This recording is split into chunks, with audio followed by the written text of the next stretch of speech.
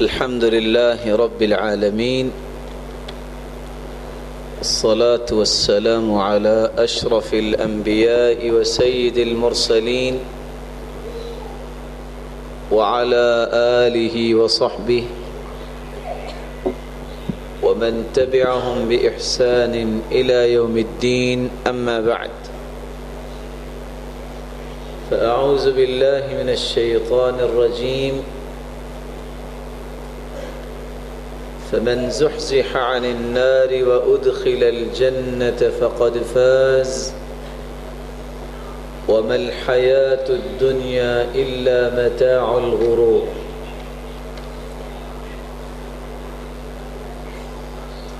میرے انتہائی قابل قدر لائق عزت تکریم سامعین مکرم،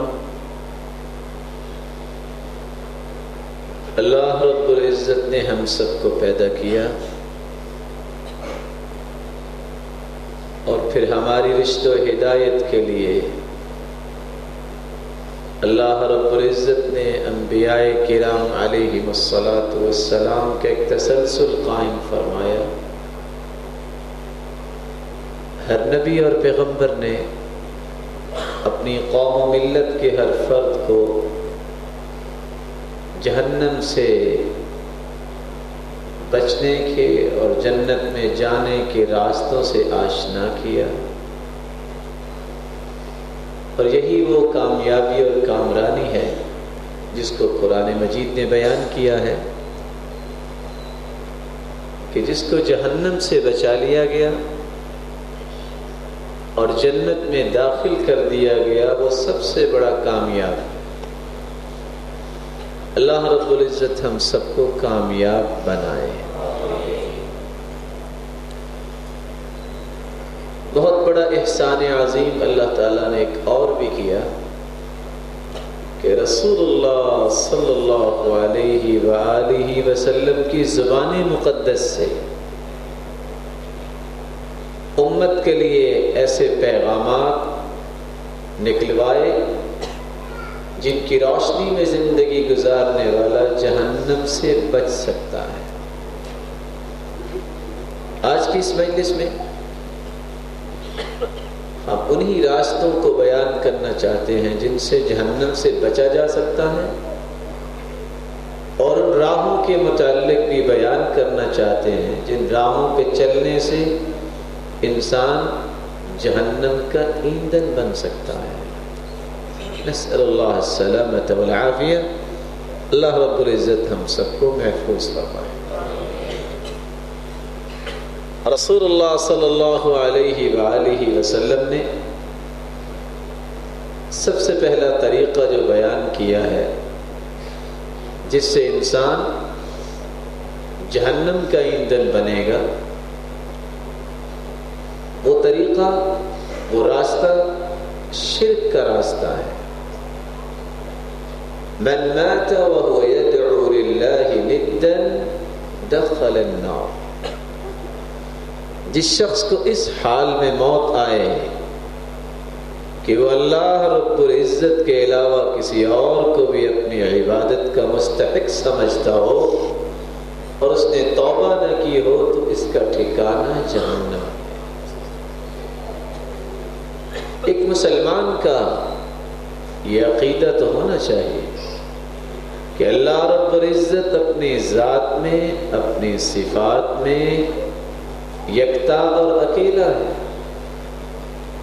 میں اس کی چند مثالیں قرآن مجید سے دینا چاہوں گا، اور مجھے امید ہے کہ آپ میری بات میں شمولیت اختیار کرنے سے گریز تو نہیں کریں گے. جو پوچھوں جواب دے دیا کریں گے انشاءاللہ. ایک مومن کا یہ عقیدہ ہوتا ہے جو جہنم سے بچنا چاہتا ہے کہ پوری کائنات کا خالق کون ہے؟ اللہ. اللہ خالق کل شیء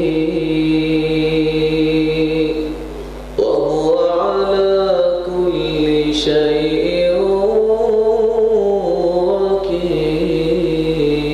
وكيل. ہر چیز کو پیدا رکھنے والا کون ہے؟ اللہ رب العزت۔ خالق بھی وہ ہے تو مالک کون ہے؟ اللہ ہے۔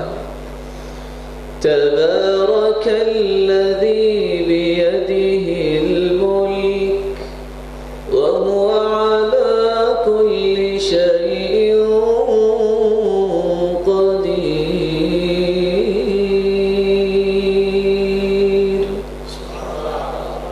بابرکت ہے وہ ذات جس کے ہاتھ میں پوری کائنات کی بادشاہت ہے اور وہ ہر چیز پر قادر بھی ہے، وہ خالق بھی ہے، مالک بھی ہے اور قادر مطلق بھی ہے۔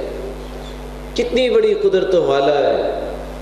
وہ چاہے تو کنویں میں گرے ہوئے یوسف کو اٹھا کے مصر کے تخت پہ بٹھا دے، وہ چاہے تو کسی کو عید کے دن تختہ دار پہ لٹکا دے، کوئی پوچھ سکتا ہے؟ بہت بڑا بادشاہ، کتنی قدرتیں ہیں اس کی۔ وہ پانی کو حکم دے تو 2-2 لاکھ بندے جو ہیں وہ پانی میں ڈبوکی مار دیتا ہے اور دنیا دیکھتی رہ جاتی ہے، بچا نہیں سکتی۔ رازق کون ہے؟ اللہ ہے۔ وَمَا مِن دَابَّةٍ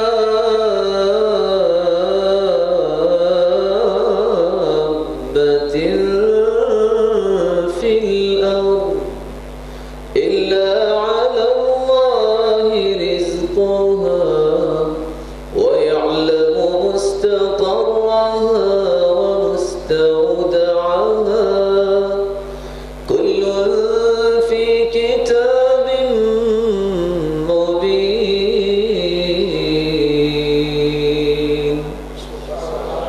اللہ رب العزت فرماتے ہیں زمین میں جو بھی چیز ہے ہر ایک کی روزی کی ذمہ داری کس نے اٹھائی ہے؟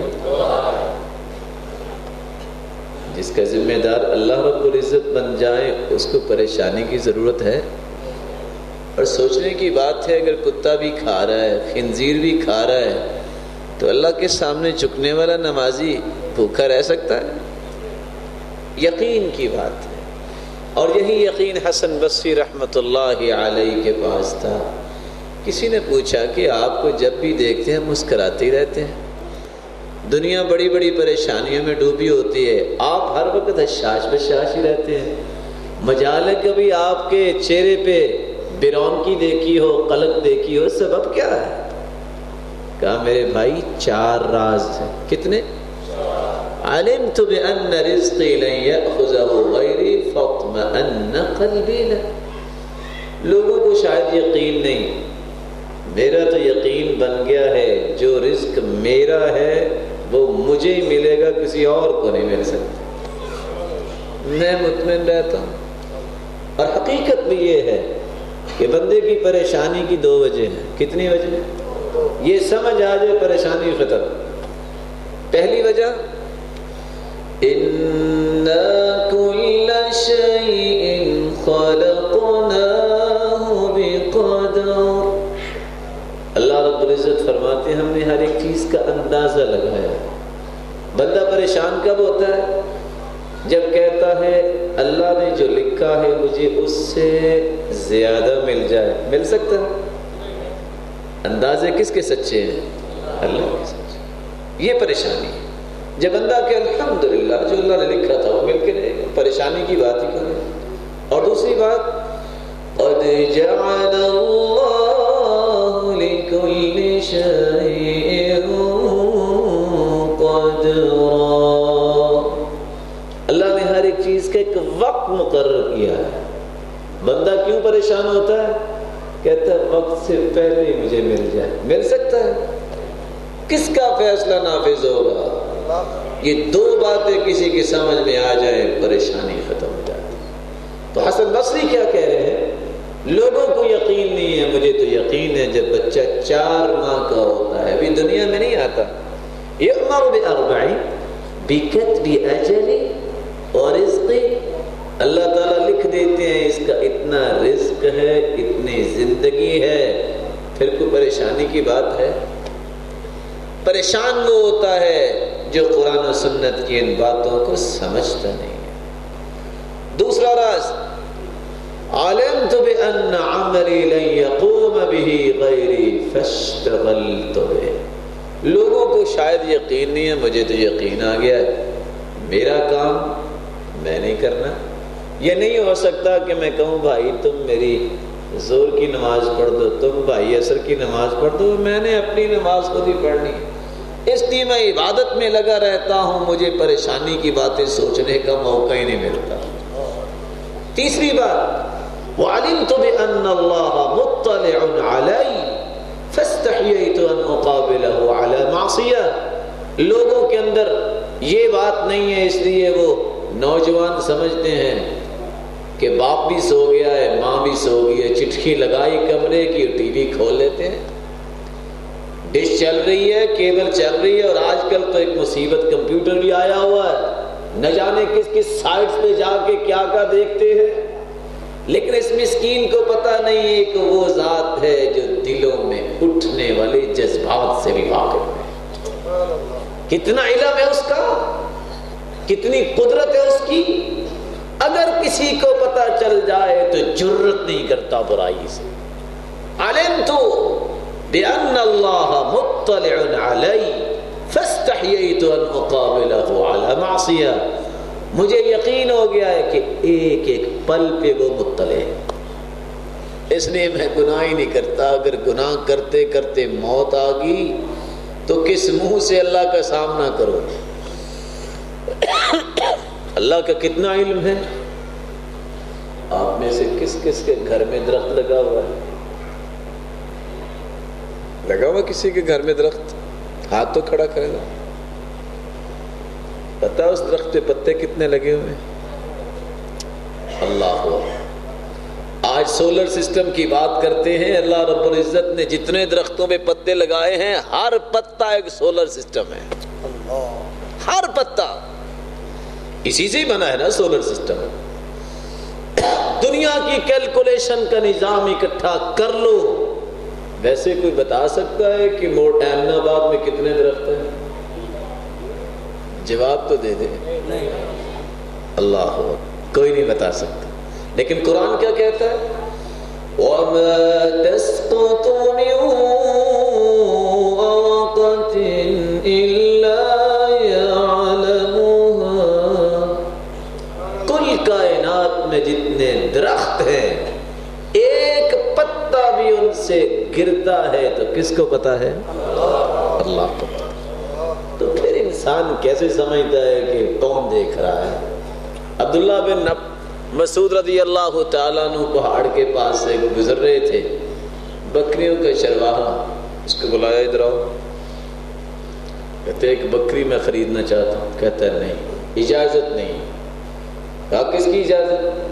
کہا میرے مالک نے اجازت نہیں دی۔ کہا تیرا مالک دیکھ رہا؟ کہا میرا مالک تو نہیں دیکھ رہا لیکن اجازت نہیں ہے۔ کہا تم نہیں بیچنا چاہتے؟ کہنا بھیڑیا کھا گیا۔ کہا دیکھو میرے مالک کو تو پتہ نہیں لیکن میرے مالک کا مالک تو دیکھ رہا ہے۔ یہ ہے خوف، وہ تو دیکھ رہا ہے۔ عبداللہ بن مسعود رضی اللہ تعالیٰ عنہ نے اس کے مالک کو بلایا، کہا یہ غلام بیچ دو، اس کو میں خریدنا چاہتا ہوں۔ خوف جب انسان کے اندر آ جائے تو پھر انسان کی اندرونی اور بیرونی حالت بدل جاتی ہے۔ اور حسن بصری رحمۃ اللہ علیہ کیا فرما رہے ہیں؟ چوتھا راز، وَعَلِمْتُ بِأَنَّ الْمَوْتَ يَنْتَظِرُنِي فَأَعْدَدْتُ الزَّادَ لِلِقَاءِ اللَّهِ۔ لوگوں کو شاید یقین نہیں ہے، میں تو ہر وقت اس خطرے میں ہوں، پتہ نہیں کس وقت موت آ جائے، میں موت کی تیاری میں لگا رہتا ہوں، مجھے ادھر ادھر کی سوچیں آتی نہیں ہیں، پریشان کیوں ہوں؟ اگر نماز پڑھتے ہی موت آ جائے سیدھے جنت میں، کلمہ پڑھتے آ جائے پھر بھی جنت میں۔ پریشان تو وہ ہو جو نماز نہیں پڑھتا، جو اللہ کو یاد نہیں کرتا، اس کا آگے کیا بنے گا؟ تو میرے بھائی ایک مومن کا عقیدہ تو یہ ہوتا ہے کہ غوث اعظم کون ہے؟